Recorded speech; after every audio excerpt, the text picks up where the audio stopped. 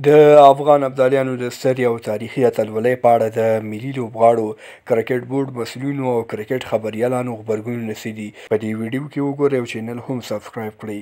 د افغانستان ابدالیانو لوبډلې د لومړي ځل لپاره د اسیا ایمرجنګ لوبو اتلولي وګټله او دا ویاړ یې نن د سریلانکا په ماتولو سره په عمان کې د کړېدلي افغانستان په ویاړلي نوم ثبت کړ.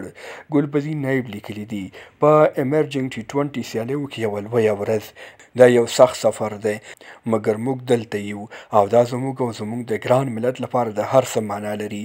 راځئ چې دا حساب وکړو. رحمت شاه لیکلی دی: مبارک شه هیوادوالو، په رښتیا چې ابدالیانو یو تاریخ جوړ کړ. اصغر افغان لیکلی دی: د افغانستان لپاره د ویاړ شیبه، په داسې حال کې چې زموږ ځوان جنګیالي د ای سی سی ایمرجنګ ټیمونو آسیایي کپ 2024 اتلولي وګټله. ټول ملت او دې ځلانده ستورو ته دې مبارک وي چې په نړیواله کچه یې ویاړ راوړ. عطاالله هوګیاڼي لیکلي: مبارک شه افغانانو، ځوانانو ثابته کړه چې د ابدالي بچیان دي. دې ځوانانو وطن ته ستره بریا راوسته. سعید شینواري لیکلي دي: د کرکټ د اسیایي نړۍ قهرماني مو مبارک شه.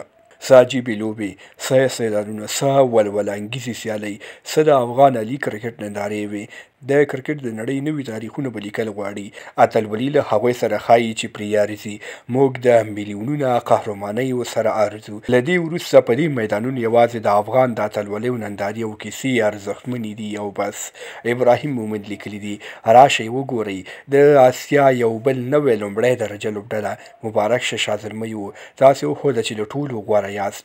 په ورته وخت کې شاپور زدران، هستي ګل عبید، رحمت شاه زرمتي او فضل حق فاروقي، مجیب الرحمن زدران، محمد نبي، میرویس اشرف، نصیب خان زازي او ګڼ شمېر نورو کرکټ څارونکو او لوبغاړو د افغان ابدالیانو د دې سترې او تاریخي اتلولۍ په پار هیوادوالو ته مبارکي ویلې ده.